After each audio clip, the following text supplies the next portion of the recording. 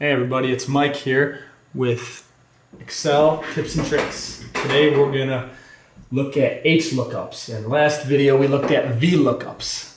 The difference is basically how it's gonna look up, whether you're looking up. So a v-lookup looks up vertically, so up and down, and then pulls something related to it. So it finds, let's say it finds Matt, in this lookup here, and then say, hey, I want to pull the fourth record here, so I want to pull this number here.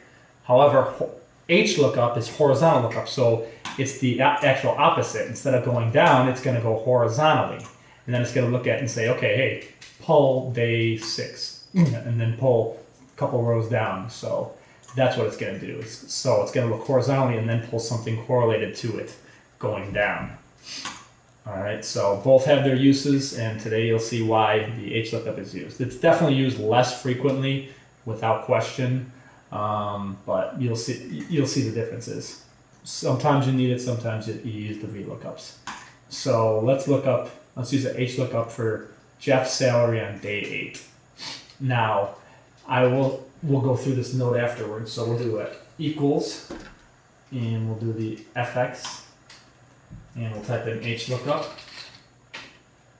This will be the easiest way to do it for you, especially starting out. So lookup value, table array, all these should be very similar if you have done the VLOOKUP video, which I posted. So these are all identical except for this. So the last, since it says row index number, the VLOOKUP shows column index number. Again, same format, same everything. It's just a matter of which one which formula they're using. So lookup value is going to be day 8. That's what we want. And then our table array is going to be this whole data set right here. So we'll select everything here. The row index number is going to be your so right now we're using Jeff as an example. We're trying to find Jeff's day 8 salary. So we know that Jeff, our data set starts in B1, so it's this whole section here. So it's this whole section here. This is our data set, remember. So our row index number looks like Jeff is going to be, this is number 1, this is row 1, row 2, row 3. He's in row 4, we know that. So we just physically count it off. So we just type in 4 here.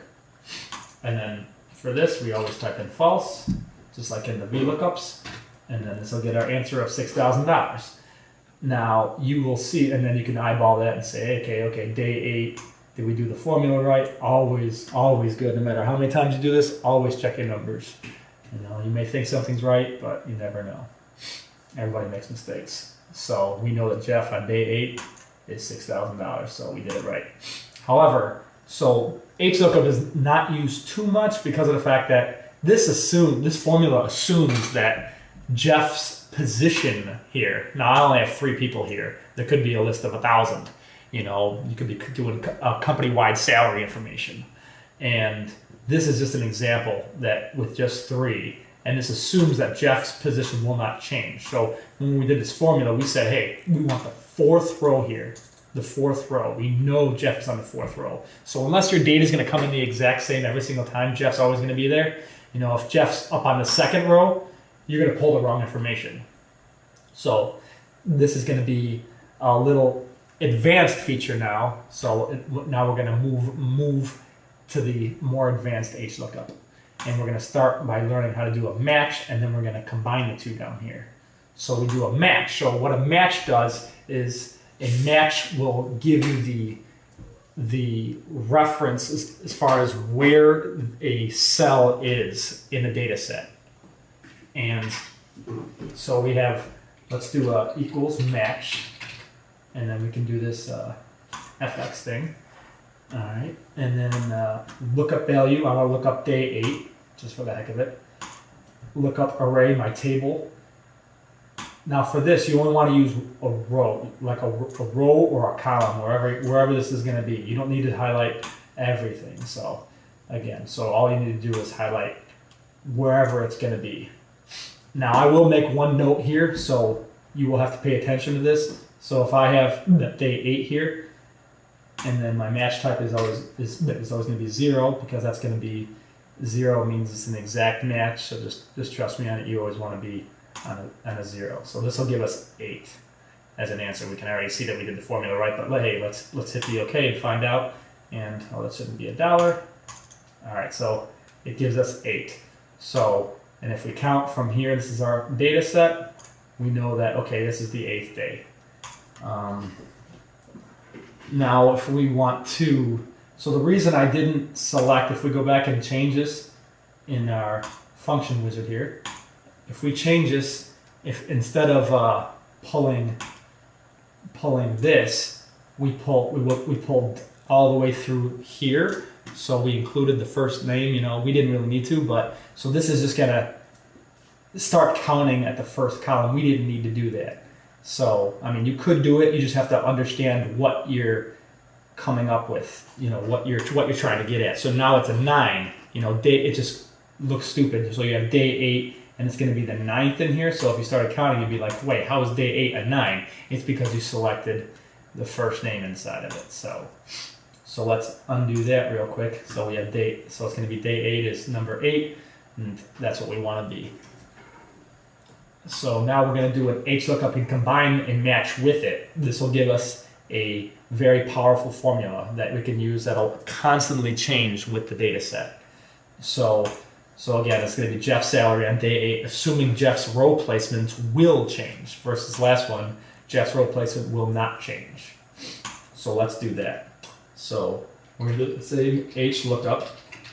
Oops, it helps if I can spell it. So, and then we'll do it without the function wizard because we are experts in that by now, right?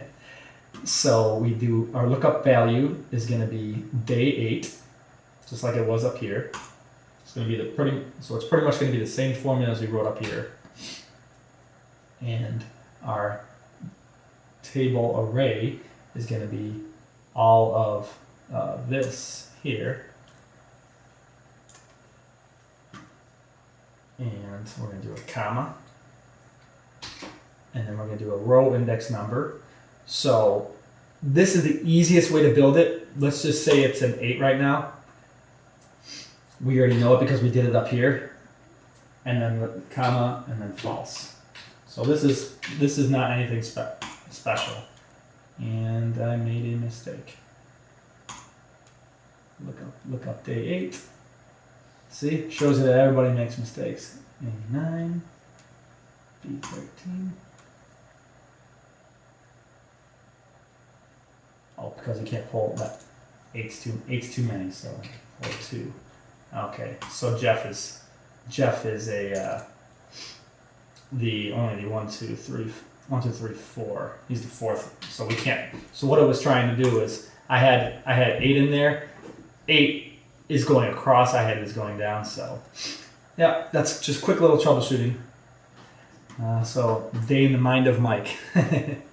So the reason that was failing is because I only have 4 rows going down with my data set, and I had an 8 in here. So if you have an 8 in there, that's going to give you a reference saying, hey, you can't go 8 rows down because your data set only shows 4 rows. It's trying to go all the way down here. It doesn't know that. It doesn't see that. So this is how we get the right answer. Now, we know it's 4 again just by looking at it, and you can say, hey, day 8, and we go 4 cells down, 1, 2, 3, 4. But now we're doing the same formula as we did up here. So it's actually the exact same formula if you look. However, now we're just going to interchange this and say, hey, we're going to do a match here. So I always write the formula first to make it easy. I always write the h-lookup first, and now change the 4, because we already know it's a 4, so let's change that to a match. And let's match Jeff's name. So let's type in, so we'll do a match, open parentheses, and then you're going to do, if you type in quotes, this is saying, hey, you're going to look up a text, and that's what we want. We're going to look up the word Jeff, so you do quotes and type in the name Jeff and end the quotes. And this is not case sensitive, so it doesn't matter if it's capital J or lowercase j. And then you do a comma, you look up array. All I really care about is this little section right here. So that's all I really care about.